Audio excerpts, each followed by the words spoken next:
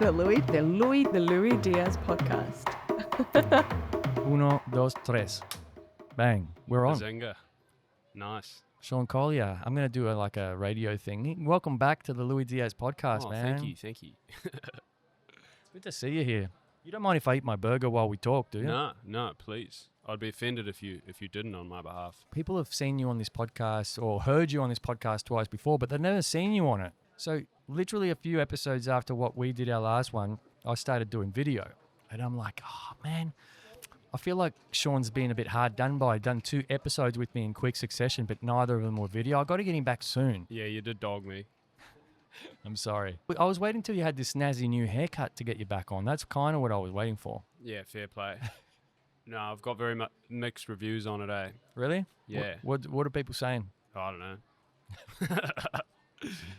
No, I like the long hair personally, but Nina told me to shave it. You look good with your moustache, man. It actually works. You reckon? Yeah. Was that for Movember? Yeah. I don't know. I was just wanting an excuse to look different. Can't look the same all the time. Yeah, Yeah. I agree. That's kind of the good bit about being a man and having facial hair and stuff. Well, I guess it's not only men that have facial hair, but Yeah. yeah. Oh shit! I forgot to turn on the neon sign. Oh, bugger. There we go. We're on. We're actually on. Oh, got me a kombucha. Yeah, mate. Thanks, Yep. brother. Thank you. Who's this by? I don't know. We got Cheaper by Miles. Shout out Cheaper by Miles. Yeah. Yeah. Who Got are it from they? there. Oh, it's this discount store. They Nice. sell heaps of shit that's about to go off. Oh, really? Yeah. It's cheap as though. Oh, bro. Yeah. Sick. It's funny because I'm not just having comedians on. Next week I've got an executive coach. What's that? She coaches executives, like corporate Sounds executives. like hell. Yeah. Well, I mean, I'm sure there's money there, right? And what she did when I told her about this new thing that I'm doing with guests is like, oh, do you have any dietary requirements? And I'm thinking to myself, she's setting herself up to bring some caviar or something fancy. Meanwhile, I've got these comedians bringing me stale bread. Off kombucha. Yeah. Fuck that. Yeah. I just Oh, read God. your article too about why does New Zealand hate its youth? Yeah. What'd you think? Man, you are an exceptional writer. Oh, thank you, bro. Has anyone ever told you that? A few people. Do you know? I've- you know that you're a great writer? I've written quite a lot, but I don't really publish any of it. Oh, right. But I'm planning on putting out more shit. Well, you should. I think it got a good response, didn't it? Yeah, it did. It was, I don't know. Part of the reason I wrote that was just because I deal with a lot of Australians on a day-to-day basis that seem to have no idea what it's like back home, you know? Yeah. Like, there's a sort of perception that our countries are the same, but they're not really. Not anymore. Like, Maybe once, yeah. yeah, I think the quality of life in NZ is categorically worse, like, pretty much across the board. And it's not... You described it really well in that article. I was really drawn in. Oh, cheers, man. No, I tried to use examples, like, because the original article I wrote was way longer. But, I know that my generation in particular don't really have an attention span beyond, 35 seconds, so I cut it down to 1,000 words. Not just your generation, man. Me. I had to open that article 6 times and remember what I was reading. Fuck, yeah. No, it's hard to read on your phone as well, because notifications and shit. Yeah. It's obviously a topic you're very passionate about. I don't like to get too political on this podcast, right? But, yeah. You kind of, you wonder what's going to happen down the track. And I had this I was imagining in my own head, how does this play out in the future? And I thought, well, once all that older generation inevitably die off, some of them won't be able to get people to repair stuff that breaks in their houses. Yeah, well, right? that's literally already happening. In my hometown, if you want to see a doctor, it's like a month wait, because all the doctors that get qualified, they're like, why the fuck would I work in NZ? They all come over here and shit. So it's, that is already happening to a pretty major degree. Same with tradies. Prices are going up because there's so few tradies, because all the tradies come over here to get more money, I don't want to get too political either. But the thing that really upsets me about it is just how, it is actually policy decisions. It's not global factors that are making it shit there. It's bad ideas being put into practice by incompetent politicians for decades. I don't think it's incompetence, man. I think it's intentional. I think it's a bit of both. I think the current government we have in NZ is definitely incompetent as fuck, as well as intentionally bad. Yeah. Yeah. Okay. They've only been in power for 1 year, but Double whammy. yeah.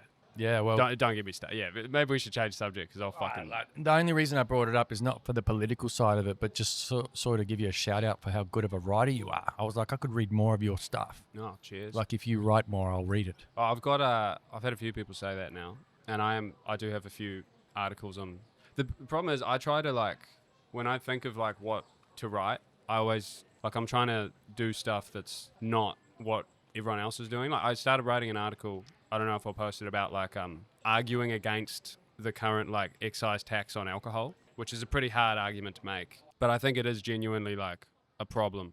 Is that Australia? Yeah, Or New Zealand and Australia have the same policy. They essentially it's pegged to the consumer price index, the tax. So Yep. every time inflation goes up, the tax on alcohol goes up. But the problem with that is like when global factors make the prices of production go up, the government response is to also increase the tax. So it goes up like double. The tax goes up like twice a year on average. It's fucking outrageous. We're going to have like $25 pints. If this continues, buying a beer at a pub is going to be like $25 in the next like few years. And it's like People will just stop drinking. But they won't though. That's the thing. Drinking in like public businesses will be something that's only reserved for the upper classes. That's what'll happen. It'll be like a social status thing. Fancy like, joints. There'll be no pubs that poor people can afford to go to. I don't know. It's a class thing. It's yeah. Shit, didn't we get all political? Fuck. My bad. I brought it there. But you're a good writer.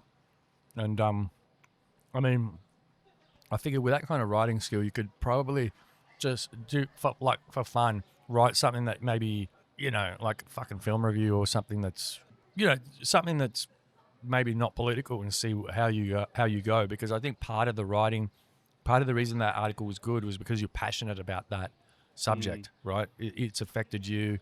You're sad about it. It's your home. Yeah, it's your country. Written with a lot of hate and anger. There was passion in it for sure. It wasn't just hate and anger. Like you talked about how beautiful the place is in like the first paragraph as well. So I'm just going to say passion. But I think if you could channel that, man, I think some people would pay some good coin for some S. Collier words.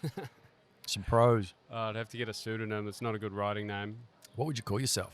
I don't know. Doctor. A couple middle names in there. Yeah. Lawrence. LT. Yeah. You want like heaps of syllables. JS. Like a letter and SL. then a long last name. We'll have to work on this offline. Yeah. We don't want to bore people with this. So last time you and I spoke, it was just after your first ever comedy festival. Time flies. Yeah. It has. It really has, yeah. Like, because we're just about to go back and do another comedy festival. Yeah. And when I say we, I mean like just the general public. Yeah. Not well, me. I'm doing one as well. So tell me about it. Like, what have you been doing the last year, and what's the show going to be about this year? Well, I'm not doing a full hour this year. I'm doing a split bill with Igor. You met Igor. Yeah, you told me that. Yeah. Because I don't have like enough new material for like a whole hour, but I'm gonna put out a special at the end of this year. So you need to keep the sword sharp. Like comedy's, I don't know, it's a lot like fighting. Like you get humbled real quick if you're not in fitness for it, if that makes sense. Yeah. Like if you take like 2 weeks off and then you go and set, like you really notice a difference. Really? Yeah, definitely, man. Like you got to just be active. You got to be like an active fighter. To be like anyone that you see do really well in comedy, like in a set performance, 9 times out of 10 that person's doing like at least like 4 gigs a week, to be like in form. Yeah. So yeah, it's there's a lot of timing and stuff as well, and then obviously understanding the audience reaction to jokes as well can help you set up for how you tell it or it's honestly it's like reflexes, I reckon. And like you lose them really fast. So I don't know. I'm mostly doing the comedy fest this year solely to keep the reflexes, so I can do the stuff I need to do later on in the year. What about the special? Like, what do you mean the special? Like YouTube? Like, yeah, just film an hour. I actually I tried to. Nice. I went back to my hometown last year for the Fringe Fest back in Whangarei, and I tried to. I got like an hour filmed. I did like a solo show there, and it went really well and shit. But the footage got like ruined. What do you mean? And I don't know exactly what happened, but the dude that filmed it, like was he drunk? I don't know. Don't give a camera to someone who's drinking. Nah, it was like filmed really well, but I think when he was like taking it off the camera onto a computer, it like fucked out somehow. I don't know what happened, but Yeah. the footage is like essentially unusable. So Okay, I accidentally wiped an SD card once yeah, with that with an doesn't interview. surprise me. Yeah. How's I that thought burger? burger was so good. Yeah, Actually, you know what? It gets a 6 out of 10. That's not that good. Yeah. The bread was a bit stale. There's nothing more annoying than stale bread in a burger. It's like 2 parts of the burger are the bread, the top and the bottom. Like, don't fuck that up. That's why I don't eat Subway. Do you know Subway? Apparently their bread has like over 100 ingredients in it. Isn't that fucked? What do you mean? Like, I'm thinking of ingredients like wheat and Like stuff. all random chemicals and shit to keep it like smelling that way and like staying fresh for longer and yeah. Every Subway smells the same. Have you ever noticed that? Yeah, it's poison. It's McDonald's masquerading as health food. I agree. And you know, if you go back 23 years, I was in my last year of high school. I remember this guy I went to school with. He was talking all about Subway. He was on the Subway diet. He decided to go on the Subway. Have you ever heard of the Subway diet? Do you know how the Subway got famous? Is it just that dude that the pedophile dude that lost heaps of weight? Okay, you just ruined it. Oh, sorry. No. But exactly.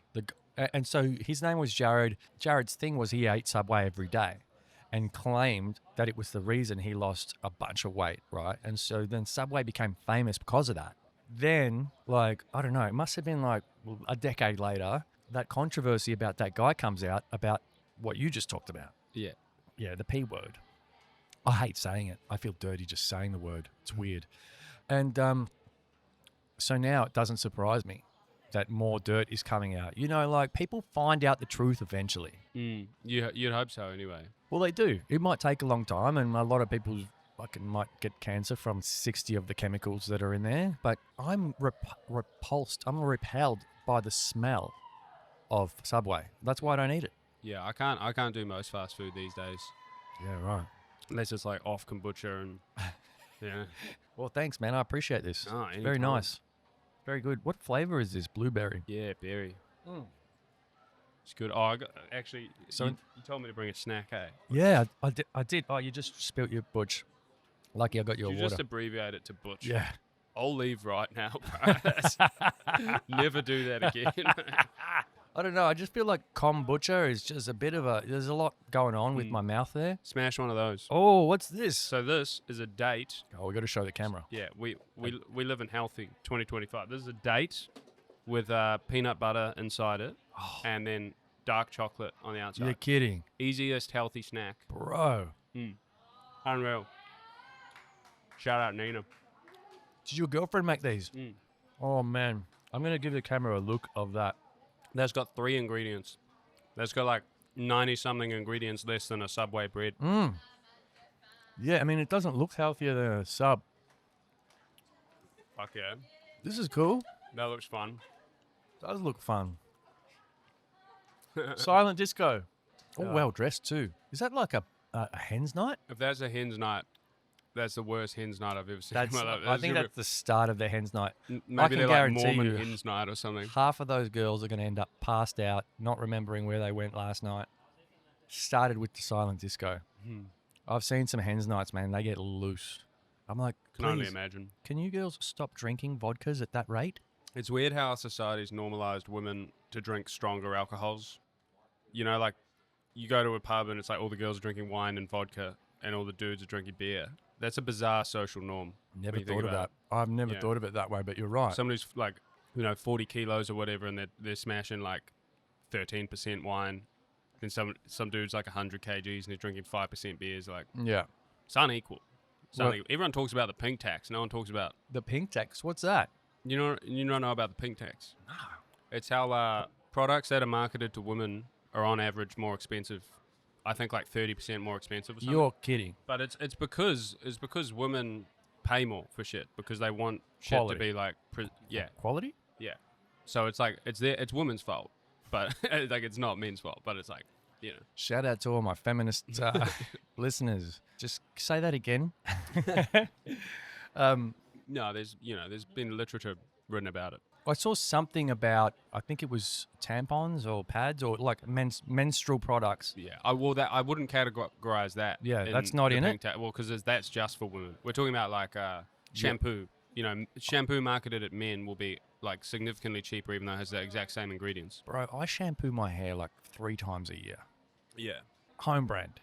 You know what I mean? I brought a shampoo when I first moved to Melbourne. The first week I moved to Melbourne, I've still got it. I've been here like 2 years. Hey, and it was like $7. I don't want to give too much insight to people, but I'm only halfway through a 20-pack of toilet paper that I bought 14 months ago. All right, that's a bit concerning. I just, I don't spend much You're time rocking at up home. with dags, bro. I just don't spend much time at home. That's a weird flex, man. I do my I number don't wipe twos. my ass properly. Look, I do most of my business at work during the day. Yeah, fair. Get paid to shit. Yeah, and I've been doing a bit recently about working from home and like wanking on the clock. Yeah. Yeah. Which I don't do, obviously. But, No, you know, neither do I. it would be comical if someone were to do that. I've never done that before. I better Oh, it would be terribly unprofessional, wouldn't it? put my glasses on so people can't tell I'm lying. Yeah. My hands have got chocolate all over them though. Well, You didn't bring napkins, did you? what do you think, mate? I'll use the burger wrapper. Yeah, nice. You know, I keep bumping into Nina out on because she must work real close to me. So Yeah. like randomly at lunchtime or whatever, it's like, oh, there's Nina again. She's Yeah. a good chick, man. I work close to you as well. Yeah, but I never see you. No, I work from home. What do you think about working from home? I'd say it's better Yeah. because, like, I don't know. It's not productive to just be in an office for like the way that we do work is stupid. You know, Yeah. it's like a hangover from the Industrial Revolution, factory work. You know, there's That's- no reason like intellectual work should be done in that way. It's actually it's not an effective way to like the effective way to work, in my opinion, at least work like legal work is to fully lock in for like 2 hours and then when you're exhausted, just like take a break for like 3 hours and then go back to it like that. And that's how I do it. You know, I'll like hyperfixate on my work for like 2 hours and then fuck around. Yeah, I think you raise a good point there, though, about it. Like, legal work is good for that. There's other work that's like, work isn't just productivity. Some work is like relationship building. Like you and your co-workers have to get along and solve problems together. Definitely. There's like, teams. I think you're right. It just depends on the job. I think there's a lot to be said for like human. I don't know. There's just massive trade-offs with all this technology. You know, like I feel really bad for the students that started uni during like 2020 and were like started university fully online, didn't have like the hall experience or the like, going to like lectures in person and shit. Because like now it's a completely different world where like huge amount of people that you see nowadays that have degrees never set foot on campus. Which is wild when you think about it. Like what university is completely changed from like 20 years ago. Well, yeah. And I don't know, a huge part of university is going there and like being around the socialising. young people. Yeah, and it's like it's a real shame that I think working from home's great, but I think study from home is probably bad. I can't keep us away from political stuff, can I? I'm kidding.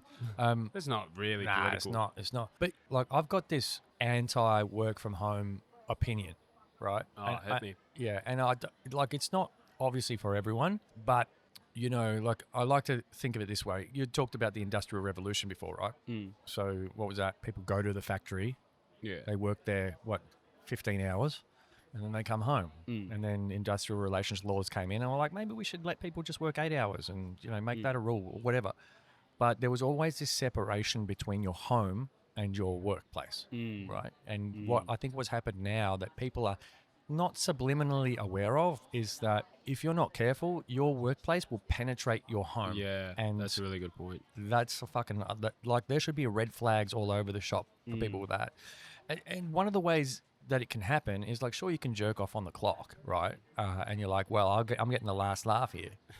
But also, You're checking your emails at 9 p.m. exactly, Yeah. exactly. Well, I don't do that though. Well, yeah, because But you're yeah, managing it, a lot of and people you've set boundaries, right? But some people who are very work oriented, like I noticed when we went into the first lockdown that I was more productive, and generally my co-workers were more productive because we weren't having to travel that extra, let's just say 45 minutes a day. So what we were doing is we were using that time to be more productive, right? And we also had this kind of onus of like, oh, our employer, like the world's in crisis. Our employer is really trusting us to band together and keep this thing afloat. And so let's just put in the hours and work. But then the second lockdown in Melbourne came in and people were just like Netflix all day. They were fatigued from that. And then what I realized was like, yeah, people are sick of like doing everything online, including having their employer seeing like what's going on their bookshelf, like that famous reporter in the UK that had a vibrator on, or the dildo on the bookshelf, you know, like that's her home. I definitely hate the like internetification of everything. You know, like the fact that every aspect of our lives now, you can do it online somehow. I think a lot of things like dating and university are like two obvious examples where like those have been made categorically worse from the rise of internet technology.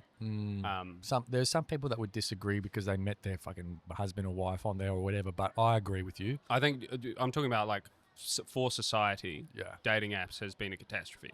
100%. Look, I have no online game. Thing about me is I'm bad online. So I tried dating apps probably about half a dozen times and just hated it. I hated it. But it's like... But I can walk down the street and say hi to someone and ask them out to dinner. And, you know, no worries. Yeah, well, most people can't do that now. That's the thing. But it's like...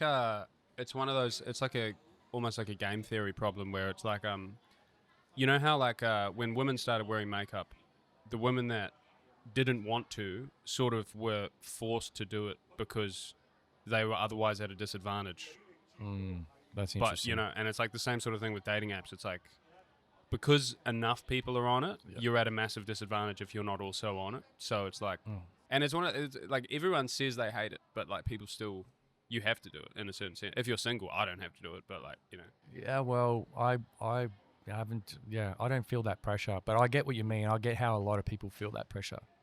The other thing is that I despise, because I like your point about the internetification. What'd you call it? Internetification. Yeah, it's a made-up word. Fucking hate when I go to a restaurant. I just did the Trump. Oh, mate. I just did the Trump. The QR codes. I hate ordering off a QR code. Yeah. Like, are you kidding? Like, you can't even have a menu. Like, can I just order from you? And I went into Hungry Jack's yesterday, and like you can't even order off the person anymore. You've got to scroll through their screen, and it's so bad. They can't wait to replace people with robots, you know. Yeah, it's going to happen in certain sectors. Like your point before about like the pubs become like bars and drinking becoming an elite class only thing. I reckon human service is going to be an elite class only thing as well at some point, because like, you know, your supermarket that they're already done. Like 90% of the checkouts in a supermarket, if not 100, apart from Aldi's, where they actually take pleasure in throwing your stuff in as fast as they can into whatever. Aldi's the only good supermarket in the southern hemisphere. Okay. Shout out Aldi. But yeah, the menu Woolworths thing can get fucked. Sorry, carry on. Oh, well, yeah, those hot cross buns that Joel brought earlier today from Woolies were definitely worthy of saying that, for sure. But I think he also bought them when they were like 5 days old. Yeah, I can imagine, no offense, Joel, but I can imagine him living on like stale hot cross buns. Yeah. Dude, actually, you know what? I learned a lot about Joel today. He's done a lot of travel, and yeah, he's actually a really educated. He's a fascinating dude. All right, I was at a gig that he was at last night, and he was absolutely roasting this heckler. It was fucking hilarious. Yeah, he mentioned it. He mentioned it. It was so funny. Yeah. What do you think of this vibe? Yeah, it's good. It's less busy than usual. Yeah. Thanks for coming here in the afternoon, by the way. No, it's nice. So what are we going to talk about? We're going to talk about your show, aren't we? Like, what are you doing? Like, so you're doing half a show. What's your special going to be about? Are you written that yet? Bro, honestly, like, I was wondering about it because, like, I don't really know what to say. Like, I literally, I'm a simple man. I do the same shit. I just go to work, go to gigs. I see your stuff online, man. You're switched on. What do you mean, though? You're articulate. You're funny. Be that. Just say something. That's the best interview question I've ever heard. Yeah. I actually, I get a kick out of saying that to comedians. Hey, can you just be funny? Just to see how they react. There's nothing worse than like people find out you're a comedian. Tell me a joke. The clownfish from Finding Nemo. Hey, Clowny, tell us a joke. Well, no, it's cool. It's good to see you again, man. I bumped into you after, like, in December, and you just moved to my area, close to my area. Oh yeah, that's right. And Yeah. I was Footscray goes hoping hard. maybe we could catch up a bit more, but you're busy, I'm busy. That's not going to happen, props. Like, this is just a great excuse for me to catch up with someone I like, I'm Yeah. friends with. Sure. You know what I mean? Well, we can catch up. Footscray is a great spot. Footscray Really is- like it. Yeah. But to answer your earlier question, so I feel like you sort of went on a tangent. I'm doing a show with Igor called How to Give Up and Get On It. That's the title. Nice. Great Sounds title. a bit nihilistic. Sounds like what it is, mate. Yeah. Yeah. But yeah, and then I'm gonna film a special. I'm going to Perth next month, and then Sydney the month after, then the Melbourne Comedy Fest, and after that, I reckon I'll be hopefully in enough form to film like a YouTube special, and I'll just chuck it on YouTube for free and Nice. see what happens. Yeah. But, that sounds great. So why are you going to all these destinations? What's over in Perth? Well, there's a festival, Fringe Festival in Perth, Uh-huh. and then Sydney. I got booked for a week at the store, which is great. The store. Yeah, the comedy store. Uh-huh. Like it's like one of the best clubs in Australia. Is Yeah. like a global brand thing? The I don't comedy know. store? There's other clubs called the store in the US. Yeah. I don't know if they're related at all. Yeah, maybe. Um, Okay, cool. Yeah, I thought I'd ask because I'm like, oh, where have I seen that name before? Not just Sydney. Yeah. All right. No, there's a real famous American one. But yeah, just going to Sydney for a week to do a bunch of gigs there. Paid. Nice. Gucks. Fuck yeah. Yeah. Fuck yeah. Nice. But yeah, other than that, bro, same old. Yeah, I'm kind of curious though. Like, you're obviously getting more miles under your belt, comedy stand-up miles. It sounds like since the fest last year, you got the real bug to just want to do more, be more active, more productive. You remember in the first podcast I did with Vaguely, you, where bro. we talked about I've killed some brain cells in the last 12 months. same. But we talked about like like sort of omens from the universe, like little signs that like encourage you to continue on a certain path or whatever. Yep. Yeah. Got a few of those. Nice. What Just ride the lightning. You want to share any of that? Well, like I had a video go sort of viral. Nice. Fuck yeah, that's a good sign. Got like 1 million views. But No. it was weird because it was like the video On TikTok or whatever? on Instagram. Instagram. But it was like the video that got the views. It was not the one I expected. Really? It was yeah. It sort of made me rethink because like a lot of the bits I do that I think are like the funniest, I don't like that much, but you get the good reactions from the crowd. And then this bit, I chucked it in more because I liked it. It was more like a personal sort of thing. And then that was the thing that ended up getting all this attention online. And I was like, oh, like maybe I need to rethink like. And it's like that. It's that Rick Rubin Nice. thing, you know. Like, have you Yes. listen to him much? Yeah, and he I've talks seen about some like clips about him. he's real good at talking about like authenticity, and he's like you know, the most valuable thing about any individual's art is like the thing that's personal to them. I love that, man. I love that because, I wasn't thinking about him specifically when you were just saying that, but I was thinking about like stuff that he says and stuff that you might hear elsewhere, which is like, do the work that you love, right? And then like everything else will follow. It seems like that sign from the universe is a good one. It's a one saying, hey, keep putting out the stuff that you like. But yeah, I was it's really sort of changed my whole perspective on how I approach stand up now, because it's like that bit I literally wasn't even gonna film it because it never got that big of a laugh, but I was like On stage. but I thought it was really good. Like I personally liked it, so I kept doing it, and then I was like, I'll just put the video out, expected it to get like no views, Yeah. and That's awesome. So you're seeing the signs. The signs are coming through. That's good, man. Your online audience, I think you've got like maybe like 5,000 more followers than you did the first time you and I spoke. yeah, Which is great. something like People that. are catching on, man. Oh, it's It's working. It's a slow burn. Whatever It's you're doing, it's a slow burn. no one knows more about a slow burn than me, my friend. But it's like, you just do it until it works. Fucking Like, slow burn's my middle name. Every person that talks about show business that's made it says it. It's not like other things, It's not like investing or anything where you slowly build up over many years. It's like you're just eating shit for decades, and then, it just changes. Yeah. And so it's like Yeah, or not. you need to know what game you're playing, and if you're playing that game, you need to be prepared to eat shit for as long as it takes. Yeah, I like that. Know what game you're playing. Yeah, for sure. Like there's a It's so funny. You see so many like open mic comedians, and they'll start thinking it's like an easy route to success or something, Yeah, yeah. you know? And it's like, couldn't be further from the truth. Like, Well, because they see these guys, especially in the US, like those US comedians, they see these guys who look just like average guys, just like us, right? Who are killing it. And they think, well, there's nothing remarkable about me. Like, I don't have David Beckham's looks or right foot. You know what I mean? Like, I'm never going to make it in certain worlds. So stand-up could be like the working man's kind of like. yeah, like I know what you're getting at. It's sort of it's a great equalizer. Yeah. Like if you've got a stage and a microphone, everyone's got the same amount of time. So it's like, you know, you are judged more or less just on how funny you are. Or at least you should be most of the time. How funny, like how much you make the crowd laugh. Yeah. Whether that's. It's beautifully simple. Yeah. You know. Such a great art form. Still my favorite art form. You were my first comedian I had on the podcast. Yeah. I took your comedy virginity. Yeah. Popped the comedy cherry. Since that, you've been in a slut era. I have. What am I going to say? Can't deny it. Yeah, I enjoyed my chat with you. Then Caleb asked me if he could come on. And then I took a pause for maybe 2 months during like the end of winter. And then I came back. Joe White was my first other comedian on in this kind of like new stint of doing heaps of production. And I was like, I'm just going to keep asking these comedians. Some of them are pretty raw. Like I had David Rose on last week, and that guy he's a character, man. He's a character. You meet some very fascinating people. That's very educated as well. Yeah, He's got a law degree too. Yeah.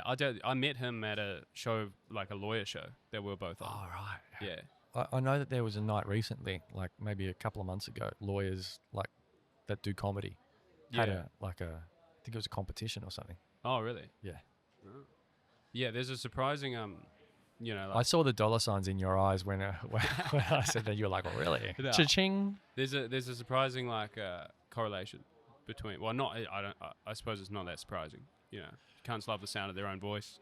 Well, I tell you what, as well. Like, I think I talk about this regularly. I may even mentioned it with you the first time we spoke. Is that I think comedians are amongst the greatest critical thinkers in society, right? Because they have to, like, the whole art form of comedy is taking things that you observe, whether it's about yourself or society, and just, you know, taking the piss and making them funny, right? But I think lawyers are also incredible critical thinkers too, because they have to know what the laws are and how to then, you know, play it and dance around them. Too. And I think lawyers and comedians have that in common. Like they're constantly having to think critically about stuff and recall, you know, information. And they're all also like invariably depressed alcoholics. That's 3 things that they've got in common. Yeah, you're right. You're right. I met another lawyer comedian the other day. Oh, I don't know, man. There seems to be a few of them. Yeah, there's a fair bit. How is work going? Oh, pretty good. Yeah. Yeah. Are they being supportive of your, you know? Yeah, I mean, they other sort of venture. My job is very much. It's like if you do the work well, they don't really care as long as I'm not like, you know, getting arrested or whatever. Yeah. So I just make sure I do the work well. Fuck, what could you be arrested for doing stand-up? Oh no, in the UK you can get arrested for like a tweet nowadays. So that's you true. know, we usually get those cultural trends like a few years after. So I wouldn't be surprised if there's a bit of that shit in the future in Australia. Don't misgender Nam. What else do we want to talk about? I want to know about your special that you've got planned, actually. Well, it's just going to be Is it going to be new material or just like your hits? Great. Nah. So I've changed my. I thought it was just going to be like a culmination of my best jokes. You know, like sort of just trying to get as much laughs in as possible in an hour. Yeah. But since that video went viral, I've sort of been like rethinking it, and now I think I'm gonna sort of structure it more like a you know, like a narrative, like a novel or something. Nice. With like probably like lengthy bits that are not that funny, but they're put there for the purpose of like the overall communication. Because I feel like I don't know. I think that's a good idea. If you're looking at like an hour, there's a problem nowadays where everyone's trying to get 1-minute clips to put on the internet to try go viral. Yeah. But it's like if you're producing something that's an hour long and the intention is for people to actually sit and watch for an hour, it needs to have like a narrative structure. It can't Yeah. just be like a fucking whole bunch of 1 minute jokes Yeah. that you can clip up. Like, and that's, I don't know, that's the problem with all of our art nowadays, is like people are making films for the trailer, like with the trailer in mind. Man, You know. the trailer is better than a lot of the films. Exactly. Like you Which see is- these trailers and they're unreal, and then you get to the film and it's like, this is insane. Like, have you seen, like, I think it was like the third Transformers, and it's literally, it's just like the whole film is just like like, it's just like explosions. I have seen just that. like action scene. It's like one of the worst pieces of shit Yeah. I've ever seen in my life. And it's like, there's so many movies Yeah. are just produced, they're just absolute garbage nowadays, because I think that, again, internetification of everything. You know, it's like people are just, they're like, oh, well, if we can clip this up and put it on Instagram Reels, we can get like a lot of hype around the film. But it's like, you don't have people sitting down trying to be like, how can I tell like a really profound story in an effective way? Yeah. You know, that doesn't happen anymore. I think there's an art to it. I think it's hard as well. Like that's tough. Like to put the work in to actually come to formulate something coherent and, you know, profound, you know, that's long is tough. You know, it is, I think, easier. There's formulas to making a TikTok, you know, like 1 minute, and it's got to be easier because ultimately it's a minute long. You know, like you've got to have your setup, and then you've got to have your butt, and then you've got to have your resolution at the end. Everyone kind of knows what that formula is now, but and they're buying into it because it's a quick way to go viral. But you're right. Like, I think the best artists moving forward are going to be the ones that can coherently put things together, like patchwork of, like, you know, some good profound stuff. Like I look at Chappelle, for example, and like new Chappelle is just like, he's still funny, but it's like he's telling you a story out of the newspaper, you know, but he's still funny. He's just found a different way to be funny now. Yeah, I feel like a lot of people, especially comedians, sort of change quite drastically in middle age. It makes sense. We change Yeah, as I mean, people. humans do. It's only natural that you're going to change, right? That your material will change, isn't it? Don't you think? Yeah, definitely. Well, if you try, it's like, you know, if a musician, so like Eminem's is quite a good example of this. Like he changed as an artist. Every album he put out was different, and like, you know, he has constantly had commercial pressure to be like, make shit like your old album or whatever. But he still kept his fans until, you know, maybe like 2016 or whatever, when he just went off the cliff and just started producing complete garbage. But like, you need to evolve to a certain extent. You can't just you know. But at the same time, like, it's I don't know. I feel like nowadays all the commercial pressures lead towards just short internet clips. That's like the main priority, and it's like, you're not going to get any good films. You're not going to get any good comedy specials trying to think with that mindset. You know, you might get a few good songs, you might get a few bangers. You won't get like a Pink Floyd type album.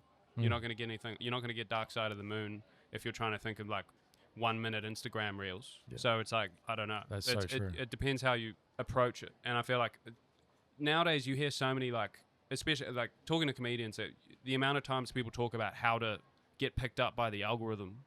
Or whatever, and it's like, it's sad, man. It's like, you think like, think like 20 years ago people were talking about like how to write the best jokes, and it's like people are still talking about that, but like the fact that the internet commercial pressures have sort of changed it so drastically is I think overall bad. I think the pendulum has swung dramatically in that direction, and I think, well, like, obviously in your, like, you've picked it up in your consciousness, and you're kind of, it sounds to me like you're rejecting it, and you think, no, like, we should be writing good jokes for people, not for algorithms. And I think the pendulum will swing back eventually, right? And there's going to have to be brave people that decide to fight against like the internetification of everything and actually do something that's a piece of work that they're proud of. Like this podcast is like that, you know, like it's not even like people keep asking me, what is it?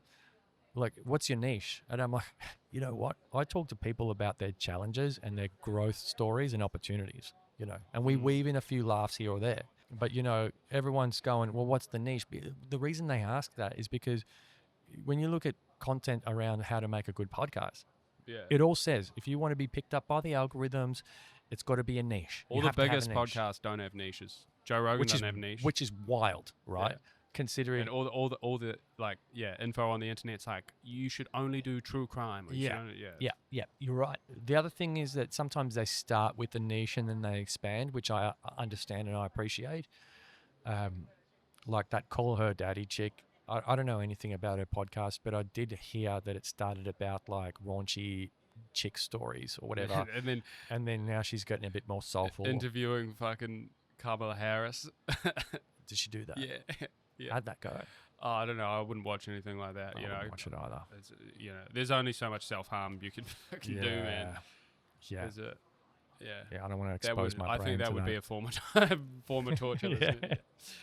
Oh God. Yeah, but yeah, look, I guess that's why, like, because I agree with you.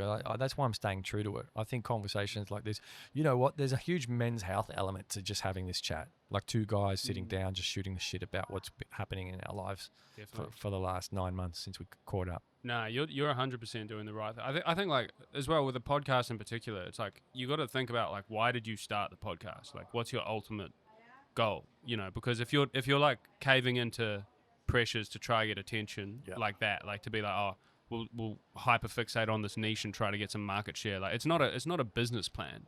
You know, it's like why do you want to do this? You want to have interesting conversations with people and enjoy yourself and maybe create something useful and interesting. It's like you know. I think originally it was because I was meeting some really interesting people that had some really great stories to tell, but they didn't have, you know, I wanted to record them because I felt like they were worthy of being heard by more than just me. You know what I mean? Like some of these stories, like travel and adventures and stuff that was early on, I was like, no. I don't want to be the only one that hears this story. I want to share this with the world. And so like almost giving certain people a platform where they could share their story. And I was getting a kick out of it because my guests were coming back to me and they were going, oh, like this person I haven't seen in 10 years hit me up on Facebook and said he heard the episode after I posted about it.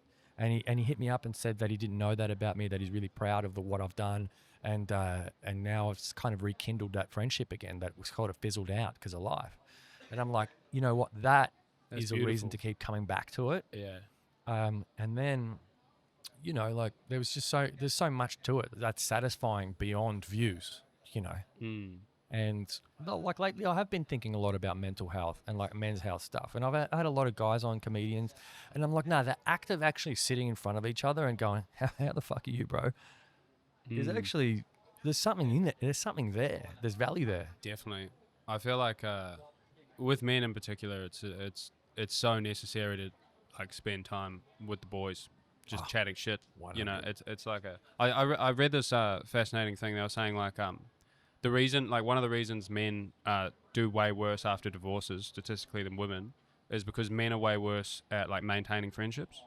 So like what often happens if a guy's married for say 20 years, because they can't be fucked like staying in touch with all their mates. It's hard. Their wife's friends become all their mates, and then when they get divorced, they're alienated from their entire friend group. Yeah. Whereas like women will put an effort to like hang out with each other. They'll like tee up coffee dates and shit. And it's like, yeah, as dudes, we're like really bad at that. Yeah. Generally speaking. I agree. You go to come home, you're tired after work, mow the lawn, and then the missus has arranged to fucking catch up with her mates. Yeah. You're right. Bro, one of my best mates from NZ, like me and him like haven't talked to each other for like, I was like reading our messages. We haven't talked to each other properly for like nearly a year. And like, he messaged me, he's like, you're my brother for life. And I was like, sure. And then like we just like haven't talked. And then like I was like, I'll call you. And then I didn't call him. And then he was like, I'll call you. And it's just like we're just like fuck. And it's like, you know, that could go on for like a decade. That's so relatable. Yeah, I have like 4 bad, friends man. like that. Yeah. But you know, those friends that I'm thinking of that are similar, I know that like a year can pass and I can call them and we'll be catching up like the hell. Yeah. It sounds like they're doing some sound checking in the forum across the road. Like next door. Sound like me on the toilet this morning, mate. After that stale bread. We've got some fans. We've got some fans over there. Yeah, after the stale bread, gross. I like how you've just commandeered this public property to, you know, make your thing. I just hung up my sign there and said, this is Louis' joint now. Get out. Yeah, it's good. It's a bit awkward when I have the sound checking happening next door. I'll have to figure out how to eliminate some of that sound. I wonder what that noise is. Oh, that's got to be sound checking, surely. They kind of just gone from 0 to that in a concert. But anyway, yeah, this is the spot. This is it started with you. You were the first person. Was I? Yeah, that I brought here because, as I explain on several episodes, I don't have a studio. So I was like, well, where you were living in Richmond at the time. I was like, well, where does this guy that lives in Richmond and me lives in Ascot Vale? Where can we meet halfway? I was like, obviously the city. And then I was like, but I don't want to record in my office. It's just so sterile. Yeah, bugger it's that. just lame. I was like, I want to record around people. And, some of the interactions that we get here, man, comical. Yeah. You're going to have to watch the David Rose episode because he does some serious crowd work on that one. I can imagine. How are you with crowd work? How's it going? Bro, Are you into it? So I have to sort of force myself to do it. It's like because I Do it, Sean. I usually the way I approach stand up is I go on stage with shit that I want to that I planned more or less, not word for word, but like yarns that I've thought about prior that I want to just get out and gauge the reaction. So generally speaking, I don't interact with the crowd that much, but I know a lot of comedians that will like make a point of yarning to the crowd every time they go on. Yeah. And if their material's going badly, they'll just chat to the crowd. And like I sort of makes sense. I do that some like I do crowd work if the material's not going how I want it to. Oh, yeah, I saw that at the comedy festival last year.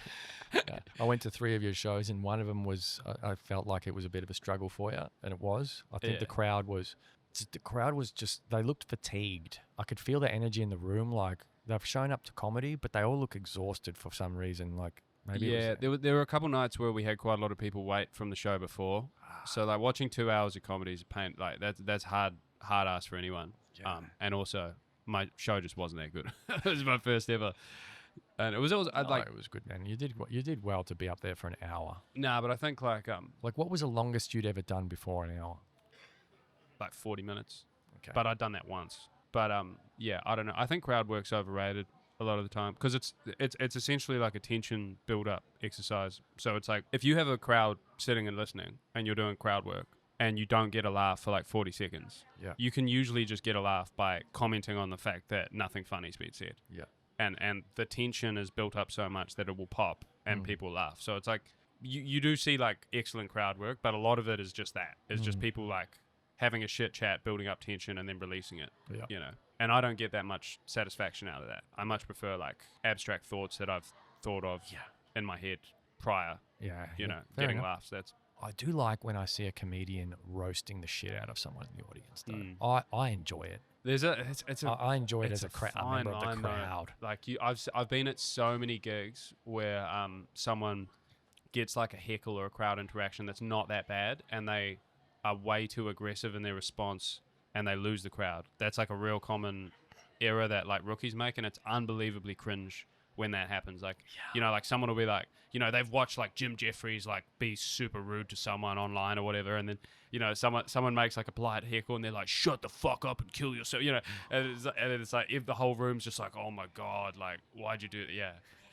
It's like you'd be surprised how common that is. It's